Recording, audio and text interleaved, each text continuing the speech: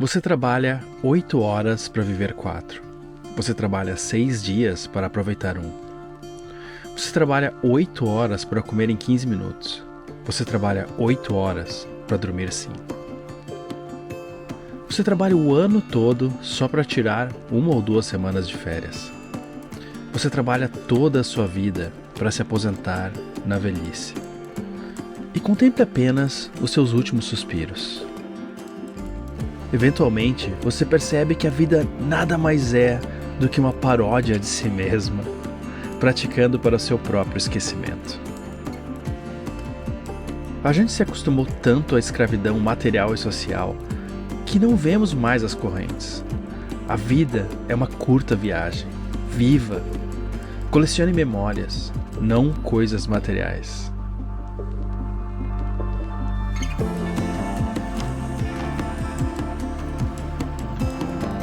Saímos da Ilha Grande às 5 da manhã, com destino ao Rio de Janeiro. É uma viagem de mais ou menos umas 12 horas. Para uma viagem de veleiro, não é tão grande.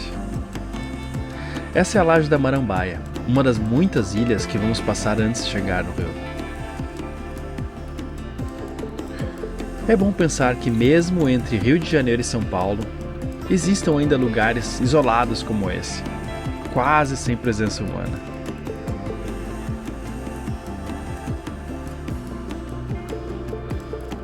Depois da restinga da Marambaia, que praticamente não tem pontos altos como montanhas, pedras ou prédios, a paisagem começa a ficar mais complexa. Guaratiba é onde as montanhas começam a aparecer. É muito legal que no Rio de Janeiro, apesar de ser uma cidade com muitos milhões de habitantes, ainda existem áreas assim, pouco urbanizadas, com muita natureza. Navegar em mar aberto em um veleiro é algo lento. Você precisa estar atento, mas não é como um carro, dá para dar uma olhada no celular. Mas aí uma rede que dava para ver há uns 15 minutos, às vezes passa desapercebida.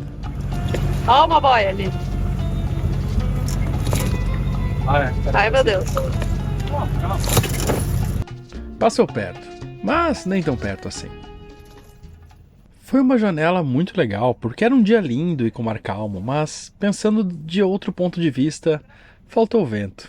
Faltou bastante vento. Quando passei pela Praia do Leme, me lembrei do Tim Maia e ficou tocando a música na minha cabeça. Escutei ela na hora, obviamente. Aliás, todo esse trecho eu fiz escutando músicas que são o espírito do Rio de Janeiro, na minha cabeça pelo menos. Mas não posso colocar elas aqui mais de 7 segundos cada uma por causa dos direitos autorais.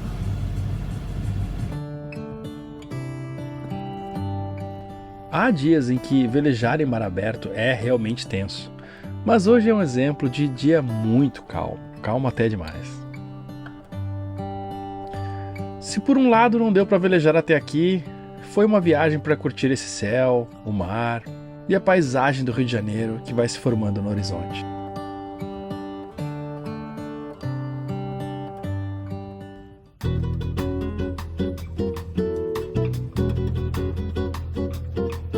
Conforme você vai chegando no Rio de Janeiro, as montanhas começam a ganhar formas mais conhecidas, mesmo para quem não é daqui como eu.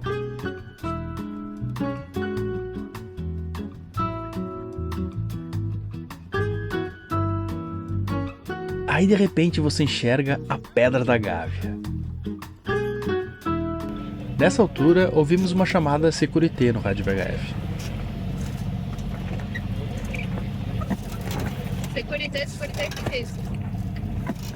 Perto do cais, né? Eles falaram. O que é Securité? Securité é porque tem alguma coisa que pode atrapalhar a navegação. Tem alguma coisa que algum navio jogou alguma carga, alguma coisa que pode alguém bater. Consegui escutar de novo e era uma operação de manutenção com mergulhadores na água. Era só passar longe. E um pouco depois dava para ver a Pedra da Gávea mais de perto. Em 1502, um marinheiro português viu o mesmo que eu vi agora e deu esse nome porque parecia o cesto da gávea de um navio. Lá no fundo dava para ver o Corcovado também e um tracinho que parecia ser o Cristo Redentor. Isso que faz chegar aqui no Rio de Janeiro ser tão mágico, porque conhecemos a geografia de tantos filmes, novelas e fotos. A essa altura ainda estávamos na frente da Praia da Gávea, posto 13. tinha ainda um bom tempo de velejada. Mas já dava para ver agora claramente o Cristo Redentor. Na real, eu não sou um grande conhecedor do rio, mas eu fiquei observando a carta náutica em um lado e o Google Maps no outro para saber o que havia em terra. É a cidade mais linda que eu conheço de chegar pelo mar.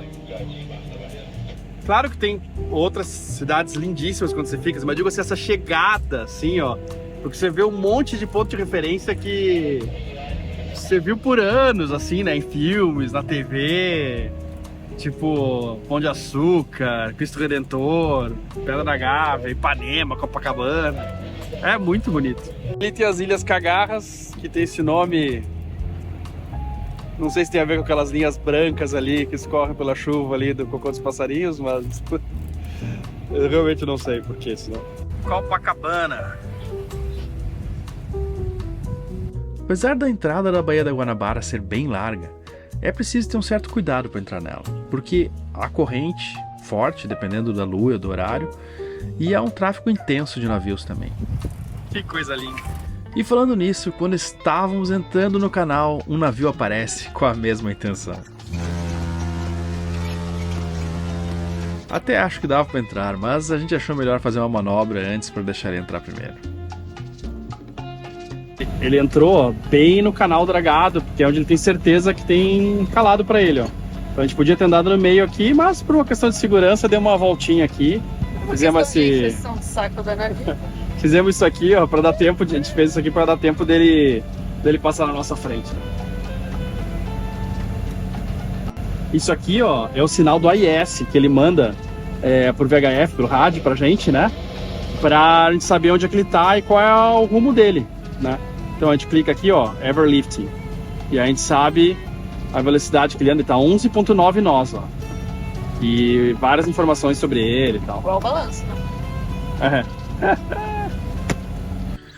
A gente anda 5, 6 nós, mas curte muito mais a paisagem. Eu nem queria que passasse rápido. Aqui na chegada apareceu o vento que a gente esperou o dia inteiro. Na entrada do canal, que é onde você tem que prestar mais atenção, é justamente o lugar mais lindo. Quem passa aqui todos os dias nem presta tanta atenção assim na paisagem e já conhece bem como navegar aqui. Mas para quem vem de fora, essas duas questões ficam em conflito uma com a outra. Mas de qualquer forma, poucas coisas para mim são tão legais quanto chegar em um lugar novo velejando. Aqui na real eu já conheço, mas é tão bonito que é sempre como se fosse a primeira vez. Por causa das montanhas e o vento bem rajado, nem sempre eu ajustava a vela no tempo certo. Fazer esse percurso à vela dá uma perspectiva que torna imaginar como foi para os primeiros velejadores que chegaram aqui um pouco depois de 1500, muito mais real para imaginar. Claro, muito mudou. O Pão de Açúcar junto com o Morro da Urca e o Cara de Cão era uma ilha para começar, é a Ilha da Trindade. O aterro que fez ela se comunicar com o continente foi aterrado ainda no século XVII. Mas apesar do que é diferente hoje, ainda assim dá para imaginar muito melhor do que estando em terra. Os sons, a luz, os perigos. Não sei se há outra baía no Brasil com tantos locais históricos. Talvez no mesmo nível. Mas todos esses anos, como capital do país, deixaram muitas marcas. E quando você conhece um pouco da história de um lugar, tudo ganha outra dimensão, tudo fica diferente. Você começa a gostar de algo não só no presente, mas no passado e no futuro também. Saber como era, como chegou até ali, e imaginando para onde vai. O Rio de Janeiro continua lindo? Tá muito lindo. Eu voltei aqui para comprovar, né?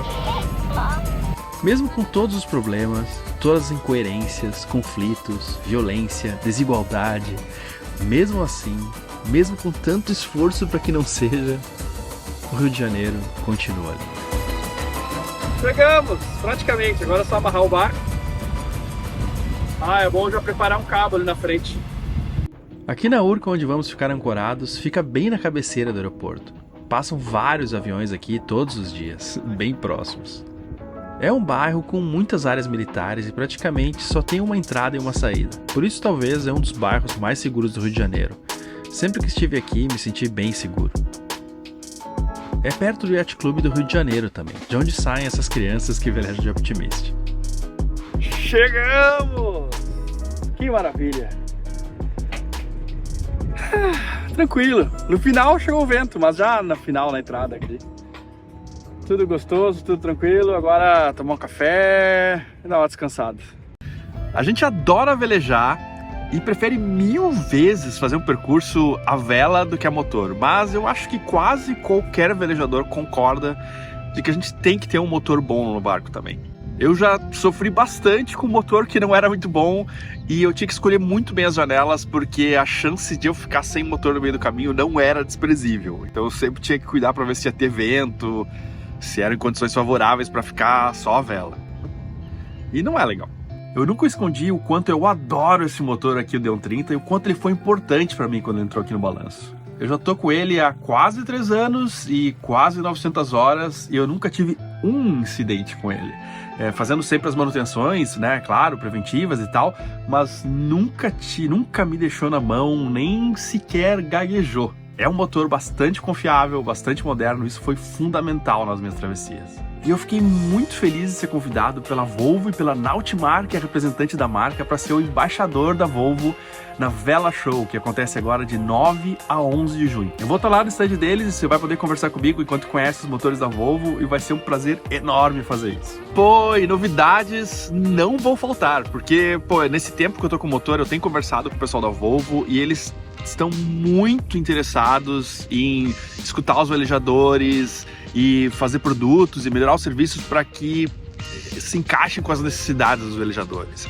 E eles têm coisas muito legais para anunciar nessa feira. O primeiro anúncio muito legal é que a partir de agora o usuário vai poder fazer as manutenções, mesmo dentro da garantia, sem perder ela. Porque a gente nem sempre está perto de motorizada, especialmente quem navega bastante. Isso é uma coisa que está dentro do velejador, de fazer a própria manutenção, entender como funcionam as partes do barco, além de você poupar bastante dinheiro fazendo isso. A manutenção fica bem mais barata, assim.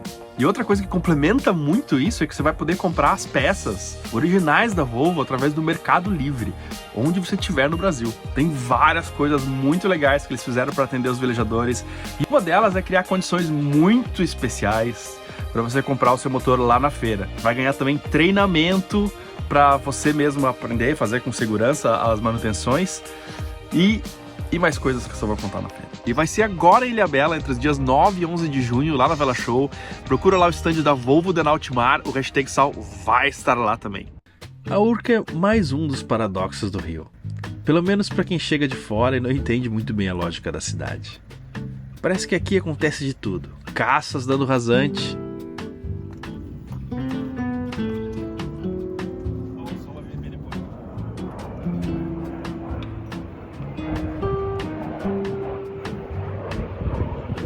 o resgate de um balão caindo. Ai, ai, ai. Por sorte, não pegou fogo em nada. Já aconteceu de pegar fogo em uma embarcação. E acontece também churrasco, em uma versão fusion do estilo gaúcho e carioca. Estamos aqui no churrasco, no barco do Giovanni, aqui, ó. O que vai sair aí, Weber? Cara, vai sair, olha aqui. Já começou assim. Olha aqui. Poisinho. É tanta emoção que caiu aí, cara. O cara tá apaixonado.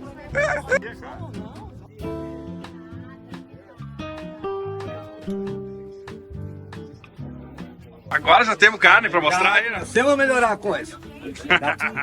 Começou a melhorar. Este é o Weber do Acauã, que junto com a Miriam mora há 25 anos a bordo. Só que é pra acabar. Não, amor. Abobrinha, o teu esquema agora, cara? Agora eu me especializei em abobrinha. Parei com esse troço de Abobrinha carne. gaúcha, ó. É, isso é a abóbora galdéria, lá do Rio Grande do Sul. Não é uma abóbora qualquer. Aí, ó. Ah, eu adoro churrasco, mas essa abobrinha tá linda mesmo. Ainda mais depois de colocar os tomates. Essa é uma barca que fazia transporte de passageiros na Baía da Guanabara no início do século XX. Tem mais de 100 anos. E estava meio abandonada e o Giovanni tem arrumado ela e usado como oficina. E às vezes como área de churrasco. Tudo aos pés do Pão de Açúcar. Hoje há famílias com filhos morando em veleiros aqui na Urca. Esse é o Davi e a Rebeca, que é casada com o Rafael. Foi uma recepção muito legal para nossa chegada aqui na Urca. Nesse mesmo barco, o Giovanni fornece água também para quem precisa. Encostamos o veleiro aqui e resolvemos esse que é sempre um dos recursos que somos menos autossuficientes: a água potável. Eu não sei explicar, mas esse cantinho aqui é surreal, especialmente com esse sofá. É muito interessante observar a comunidade que se formou aqui flutuando. Antigamente todos deixavam o bote na praia quando tinham que sair, mas acumulavam-se muitos botes, e agora há esse sistema com uma boia e um vai e vem.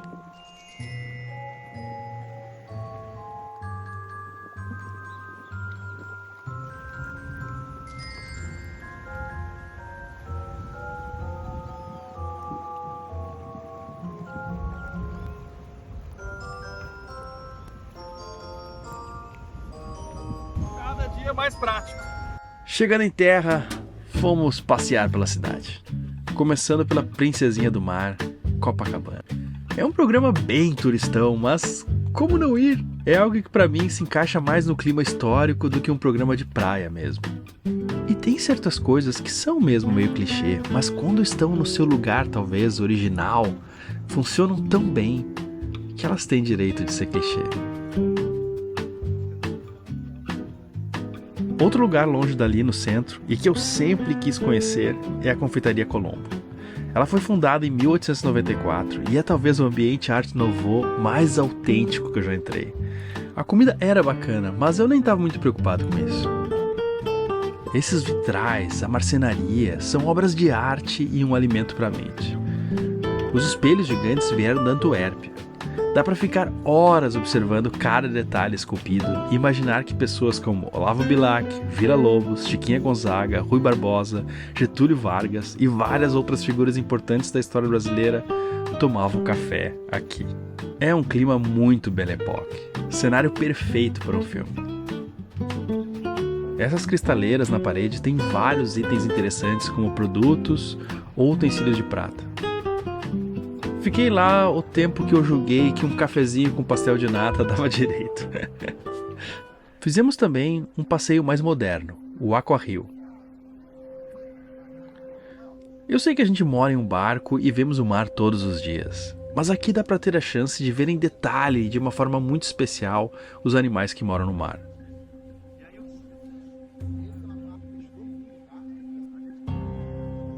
O meiozinho a boca. A gente não vai conseguir ver agora, eu acho que não, mas ela faz uma digestão externa. E é muito importante ter um lugar assim para mostrar o que os oceanos têm de riqueza e também conscientizar sobre o impacto que fazemos nele. A coleção de conchas é completamente absurda. Mostrar na prática que é muito fácil um animal confundir plástico com uma água viva, por exemplo. Às vezes a gente tira de perspectiva, mas a vida muito provavelmente começou no mar, e ainda tem no mar o seu maior habitat. É onde há mais quantidade e diversidade. Nós somos a exceção, a improvável aventura de algumas espécies que resolveram viver em terra e não no mar. Algumas espécies parecem ser muito alienígenas para nós, mas a verdade é que somos todos, de certa forma, parentes. Se você considerar que nós e essa estrela do mar viemos de um mesmo ancestral há uns 600 milhões de anos. Eu estava tentando calcular aqui de quantos graus aquela estrela do mar é minha prima. Provavelmente uma prima de 200º milionésimo grau. Queria ver como isso ia ficar no meu MyHeritage. Já com os peixes, tivemos um ancestral em comum há 400 milhões de anos atrás. Já somos mais íntimos. Mas o fato é que todos nós somos máquinas que funcionam com a mesma linguagem, o DNA. O geneticista Paul Nurse pegou um gene que controla a reprodução de células humanas e usou na mesma função dentro de uma célula de fermento, que é bem mais distante de nós na evolução do que qualquer um desses animais que você viu aí. E o gene funcionou, o que mostra que basicamente temos a mesma linguagem de programação, digamos. Tem alguns peixes que parecem muito, muito simpáticos. Fofinhos, alguns diriam.